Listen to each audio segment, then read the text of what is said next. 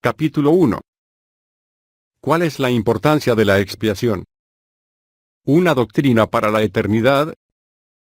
La persona que estudia la expiación es en cierta manera como un hombre que se retira a su cabaña de montaña para disfrutar del paisaje. Si mira por la ventana hacia el este, verá los picos nevados de las rocosas, pero si pasa por alto contemplar la vista en dirección oeste, se perderá la puesta de sol teñida de carmesí en el horizonte. Si deja de mirar hacia el norte, nunca verá el rutilante lago Esmeralda, y si evita la ventana orientada al sur, se quedará sin admirar las flores silvestres en todo su glorioso esplendor, mecidas por la suave brisa alpina. La belleza le rodea en todas direcciones. Otro tanto sucede con la expiación. Sea cual sea la atalaya desde la que se mire, el paisaje es glorioso. Todo principio subyacente, toda consecuencia que se derive de ella es una recompensa intelectual, anima nuestras emociones, y vivifica el espíritu. Es una doctrina para la eternidad. El intento de dominar esta doctrina exige una inmersión de todos los sentidos, los sentimientos y el intelecto. Si se presenta la oportunidad, la expiación invade todas y cada una de las pasiones y facultades humanas, y al hacerlo invita al agotamiento de cada una de ellas a fin de captar su sentido más plenamente. Los que hayan refinado sus sensibilidades culturales enfocarán la expiación, con una empatía más sincera por la ternura y la compasión que representa. Los que hayan sacrificado su vida sirviendo experimentarán una reverencia aún mayor por el que lo sacrificó todo. Los que han perfeccionado los poderes de la razón investigarán, con una perspectiva más profunda si cabe, los porqués y los cómos, no solo las consecuencias de esta doctrina inmensamente sublime. Y los de espíritu puro y vidas limpias sentirán un parentesco más estrecho hacia aquel cuya vida han intentado emular, si bien someramente. La expiación no es una doctrina que se preste a un planteamiento singular, a una fórmula universal. Debe sentirse, no solo figurarse, ha de interiorizarse, no solo analizarse. La búsqueda de esta doctrina exige la persona en su totalidad, dado que la expiación de Jesucristo es la doctrina más celestial, más iluminadora y ferviente que existirá en este mundo, o en este universo. El acontecimiento más importante de la historia. La última semana del ministerio terrenal del Salvador había llegado. Durante 4000 años, los profetas habían predicado y profetizado sobre los acontecimientos que culminarían en esta semana concreta. Todos los acontecimientos de la historia, aunque fueran y serían memorables, carecían de importancia en comparación con este momento. Era el eje central de la historia. El que había creado mundos sin fin estaba a punto de entrar en un jardín silencioso y retirado, un pedacito de terreno humilde en un lugar del inmenso cosmos. No hubo música triunfal, ni multitudes reunidas para presenciar el acontecimiento más trascendental que jamás se registraría en todas sus creaciones. Ese instante era tan sagrado, tan sublime, que ningún ojo humano podía captar, ni mente mortal comprender, su suprema importancia. Tan solo 3 mortales más, Pedro, Santiago y Juan, estarían cerca, incluso su testimonio se vería atenuado por el crepúsculo y velado por el sueño. La hora designada estaba cerca. El Hijo de Dios estaba solo en todo su majestuoso poder contra toda la artillería del diablo. Ahí estaba el amor divino en su más consumada expresión batallando contra una maldad diabólica de las más crueles proporciones. Este era el lugar y el momento de la expiación de Jesucristo. Si se realizara una encuesta sobre los acontecimientos más importantes de la historia, algunas de las posibles respuestas más comunes quizás serían el descubrimiento del fuego, el descubrimiento de América, la división del átomo, la llegada a la luna, o la invención de la computadora. Todos ellos son eventos maravillosos, pero en ausencia del telón de fondo de la expiación, no dejan de tener una importancia pasajera, como una estrella fugaz que ilumina el firmamento unos instantes para luego desvanecerse en la noche. La expiación aporta sentido y fuerza a todos los acontecimientos históricos. El presidente Gordon B. Hinckley habló de la relación de la expiación con otros episodios de la historia mundial, al fin y a la postre, cuando se examina la totalidad de la historia, cuando se ha explorado lo más profundo de la mente humana, no hay nada más maravilloso, majestuoso, más formidable que este acto de gracia. este no era simplemente otro gran acontecimiento en los anales de la historia. Fue, tal y como observó, unible y, la singular realidad suprema de nuestra vida en esta tierra. El profeta Alma compartía esta creencia. Había renunciado al cargo de juez superior a fin de dedicar su tiempo plenamente al ministerio.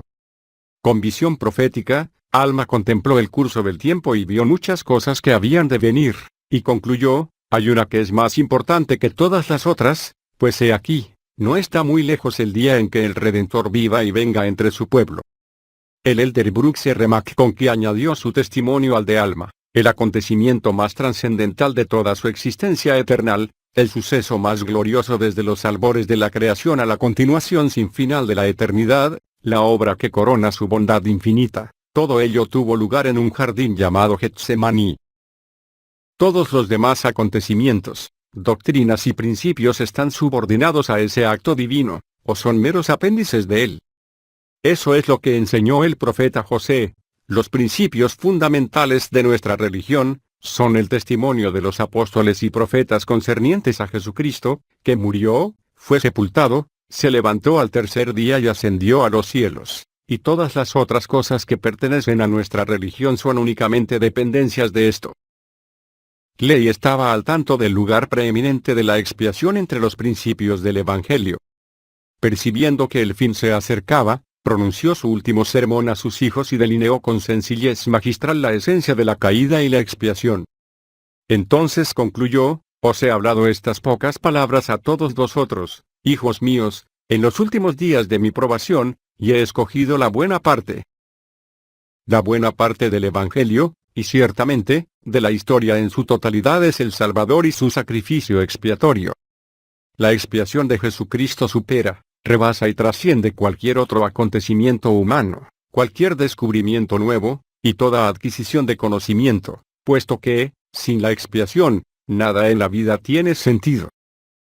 El elder McConkie elogia adecuadamente esta acción de nobleza incomparable, nada, en todo el plan de salvación, se compara de alguna manera en importancia, con el más trascendental de los sucesos, el sacrificio expiatorio de nuestro Señor. Es la única cosa más importante que haya sucedido en toda la historia de las cosas creadas, es la piedra fundamental sobre la que descansa el Evangelio, y todas las otras cosas.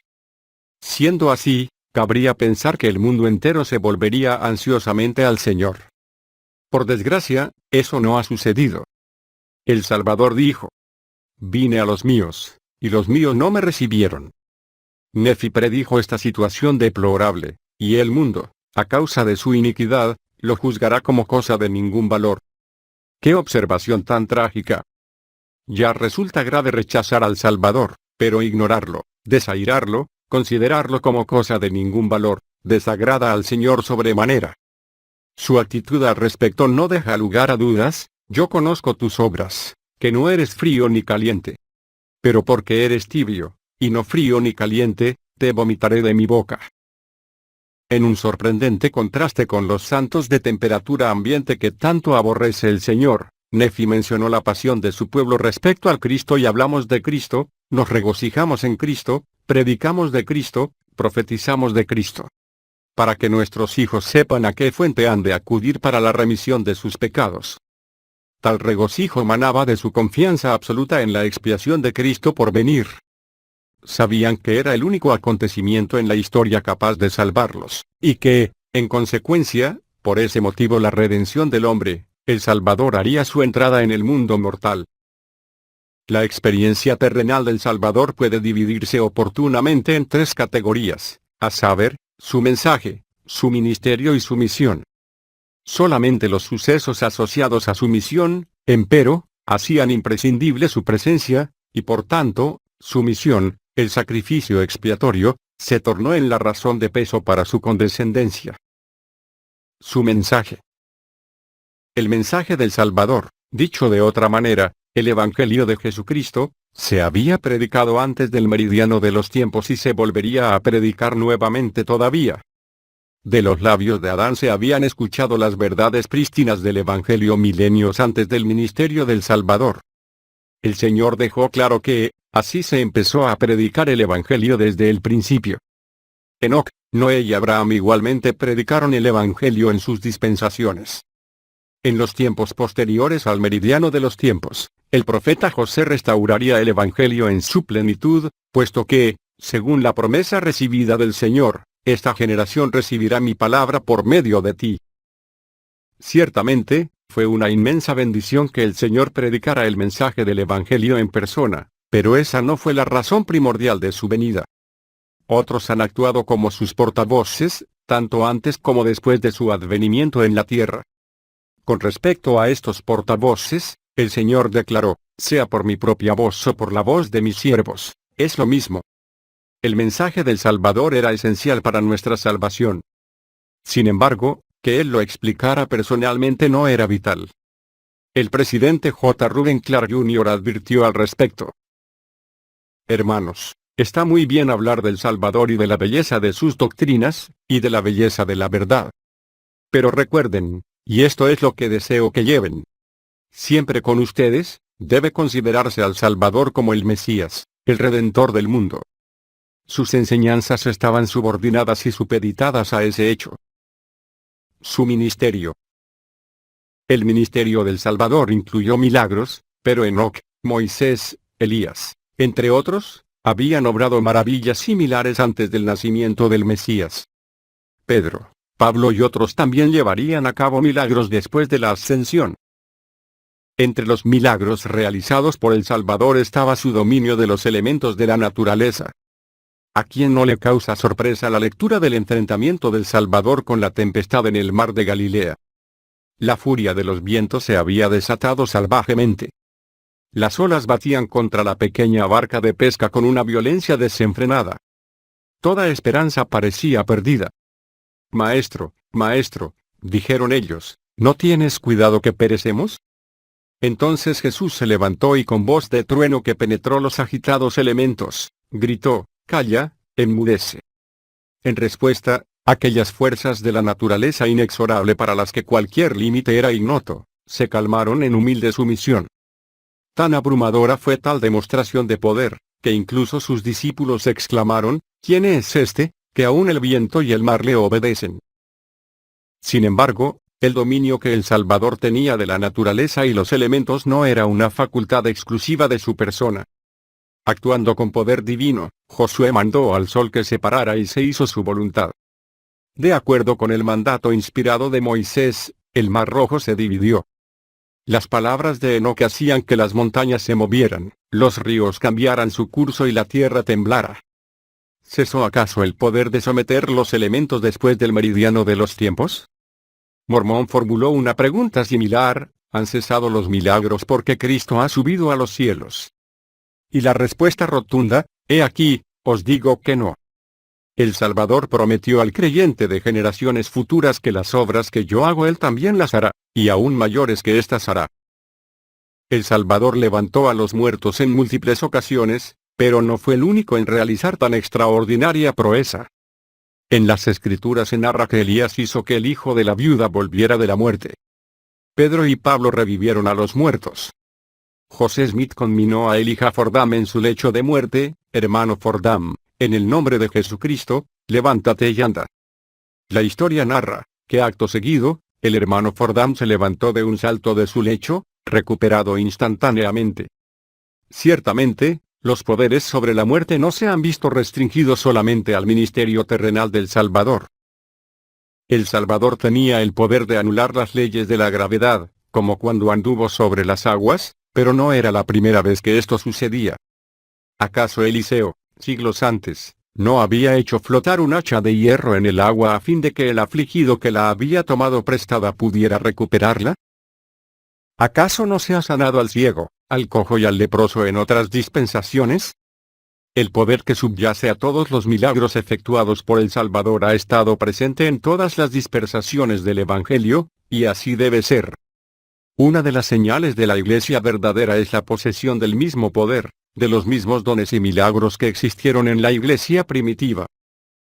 El ministerio del Salvador incluyó la realización de ordenanzas sagradas, además de los milagros, pero ¿acaso sus apóstoles no bautizaron también, y otorgaron el don del Espíritu Santo y llevaron a cabo en su totalidad las demás ordenanzas del Evangelio esenciales?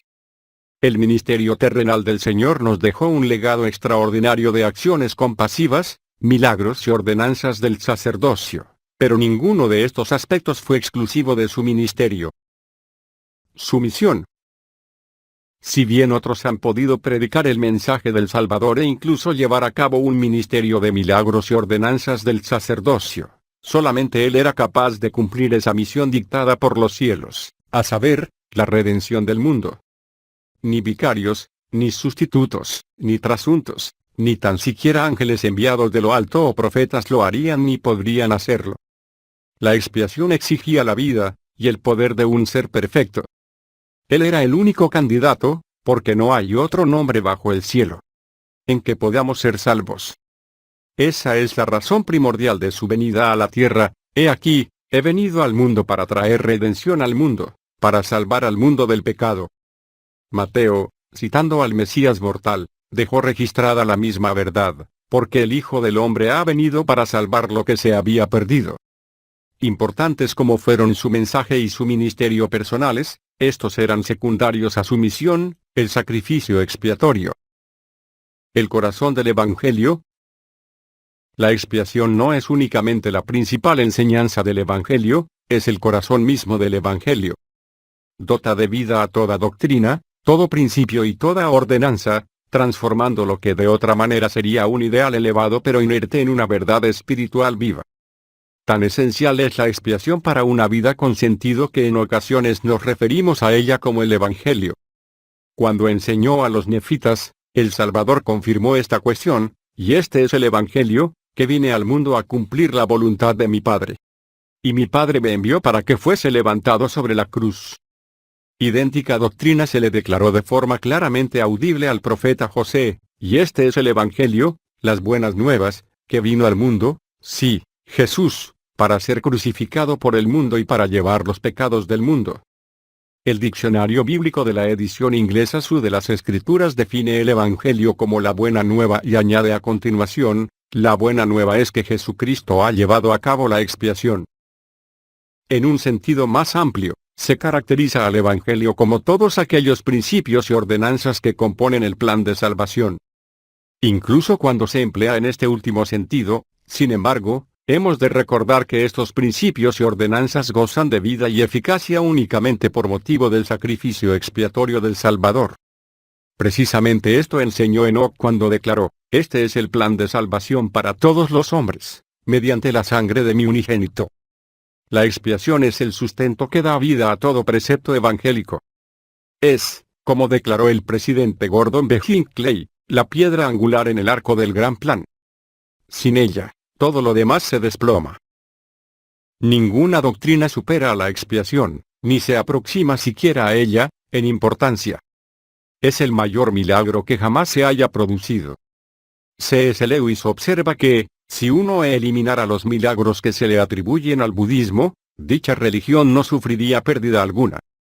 Si todos los milagros se borraran del Islam, añadió Lewis, nada especial se vería alterado. Y entonces hace esta observación sorprendente, pero no hay manera de hacer eso con el cristianismo, porque el relato cristiano es precisamente la historia de un gran milagro, la afirmación cristiana de que Cristo adoptó la naturaleza humana, descendió en su propio universo y se levantó nuevamente, levantando a la naturaleza consigo. Es eso precisamente, un gran milagro. Si le quitamos esto, no queda nada singularmente cristiano. La expiación es, como afirmó el Elder McConkie, el centro y el núcleo y el corazón de la religión revelada. Efectivamente, se trata de la piedra angular del cristianismo y el cimiento de una vida espiritual. Es un faro luminoso en un mundo ignorante. Es la fuente de la que emana toda esperanza. Cualquier teología, filosofía o doctrina cuyas enseñanzas contradigan la expiación está edificada sobre la arena. Brigham Young enseñó, en el momento que se elimina la expiación, en este momento, de un plumazo, las esperanzas de salvación que alberga el mundo cristiano se destruyen, el cimiento de su fe desaparece y entonces no les queda nada en lo que apoyarse. La expiación es nuestra esperanza singular para una vida con sentido.